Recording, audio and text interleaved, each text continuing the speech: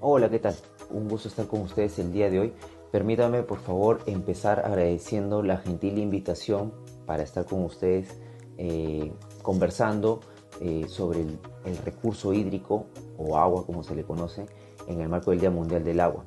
Permítame empezar agradeciendo al Instituto de Derechos Humanos y Desarrollo de la Universidad de San Martín de Porres por la gentil invitación, agradecerle a la doctora Elizabeth Sea Marquina, directora de este instituto, y también permítame empezar saludando a todas las personas que nos están viendo a través de las diferentes plataformas o redes sociales del instituto. El día de hoy vamos a tener una corta entrevista sobre algunos temas importantes del agua o recurso hídrico que espero sea de su interés y más que de su interés los invite a la reflexión y a la búsqueda también de algún tipo de medida o acción que desde la tribuna en la que nos encontremos podamos responder.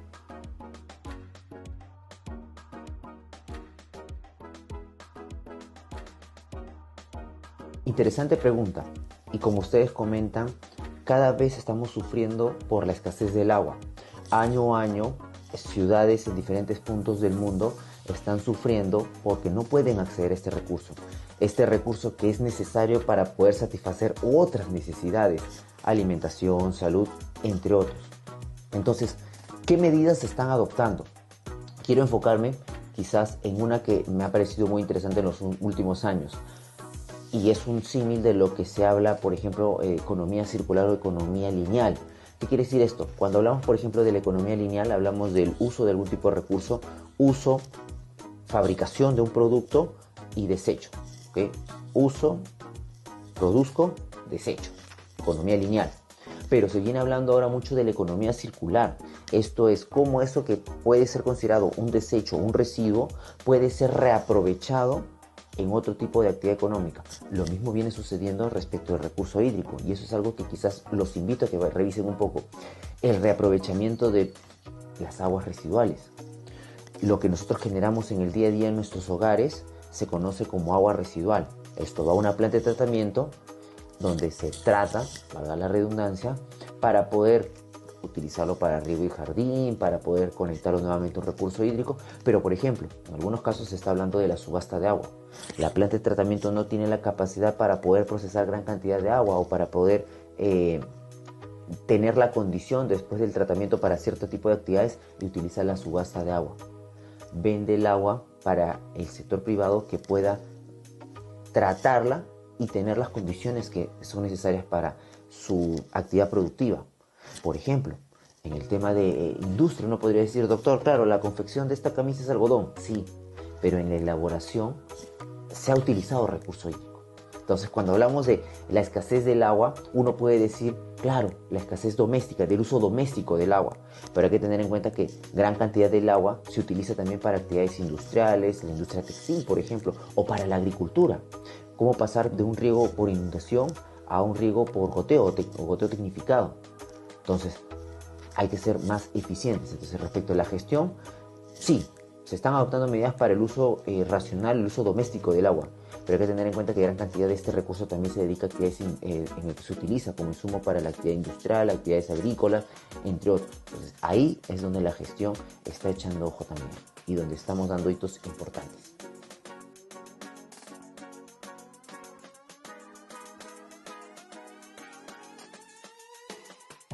Cuando hablamos del recurso hídrico del agua, podemos traer a la mente algunos fenómenos que vienen presentándose en el país.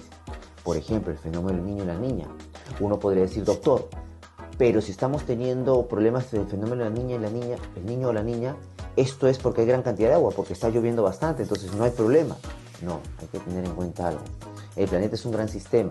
Si bien el día de hoy el cambio climático está generando que fenómenos como el niño o la niña se produzcan cada vez más frecuentes o cada vez más intensos, esto es un fenómeno natural, que si no se adoptan medidas se puede convertir en un desastre. ¿Cuál es la diferencia entre un fenómeno y un desastre? Un fenómeno es lo que ocurre con cierta frecuencia, pero cuando no se adoptan medidas, cuando esto se traduce en pérdidas de vidas, en pérdidas económicas, esto se convierte en un desastre natural. Entonces, respecto al cambio climático, lo que estamos teniendo es que el cambio climático está ocasionando que fenómenos relacionados al agua sean cada vez más frecuentes y más intensos. Pero, por el otro lado, también tenemos casos donde la escasez del agua está siendo un problema para algunas sociedades. La escasez del agua está ocasionando que en algunos países sus pobladores, sus ciudadanos, se tengan que ver forzados a dejar su territorio para poder trasladarse a otro en donde puedan acceder a este recurso. Otro ejemplo, el incremento del nivel del mar. El incremento del nivel del mar lo que está ocasionando es que también algunas sociedades tengan que dejar su territorio de origen para poder llegar a una zona segura en la cual puedan desarrollar su vida con normalidad. Países insulares que están desapareciendo. ¿Producto de qué? Calentamiento climático, lo que está referido al aumento de la temperatura. ¿Qué ocasiona el aumento de la temperatura? El derretimiento de glaciares. ¿Qué origina el derretimiento de glaciares? El incremento del nivel del mar. ¿Qué origina el incremento del nivel del mar? Que algunos países insulares queden sumergidos. Esta población tiene que trasladarse. Entonces, ¿cuál es la relación entre el cambio climático y el recurso hídrico o el agua? Que en algunos casos los fenómenos relacionados al agua, lluvias, pueden ser más frecuentes y más intensos y que los fenómenos se conviertan en desastres. Y por otro lado, la escasez de agua también puede generar que determinadas sociedades no puedan acceder a este recurso y satisfacer sus necesidades, tienen que verse obligadas a dejar su territorio. O el calentamiento climático, como dije, aumento de la temperatura, derretimiento de glaciares, aumento del nivel del mar, países insulares que vienen desapareciendo. Entonces, esa es un poco la relación del cambio climático con el agua.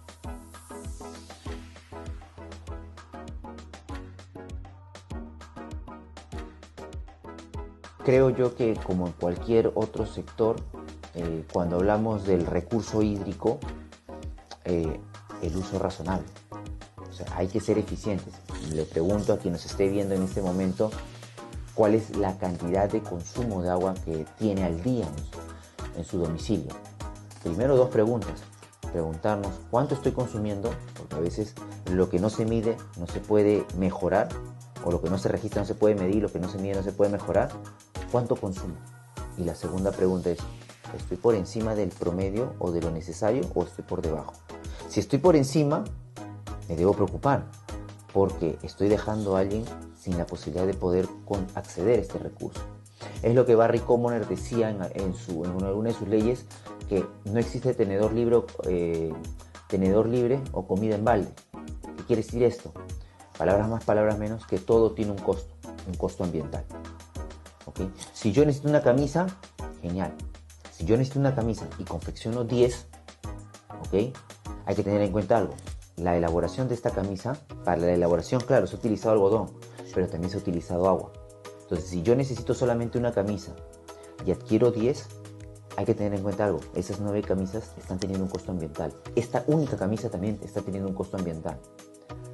Entonces, un uso razonable es muy importante, porque lo que estoy sobreexplotando o lo que estoy consumiendo por encima del promedio está obteniendo un costo ambiental, quizás no para los demás peruanos, pero sí para otros ciudadanos en el planeta. Todo tiene un costo ambiental. Esa es la reflexión, lo que diría a la ciudadanía desde nuestra tribuna, desde nuestra trinchera, lo que podemos hacer. Por el otro lado, al sector privado, apostar por la reutilización de las aguas residuales. Claro, no como agua residual como la que se genera del domicilio directamente, sino luego de un tratamiento. Pasemos de la economía lineal a la economía circular en el tema de aguas residuales. Como estas aguas que ya para algunos sectores o algunas sociedades podrían decir, esto ya no sirve para nada, como puede ser utilizado para la elaboración de agricultura, claro, previo tratamiento está, para actividades industriales, para actividades económicas como mineras, entre otras.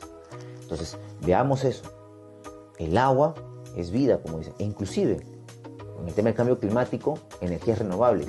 ¿Cuál es una fuente de energía renovable? El agua, la energía hidráulica, la energía que en este momento se está generando en alguna parte del país por la caída del recurso hídrico. Entonces, si no hay agua, no puedo tener la fuente para poder tener energía renovable.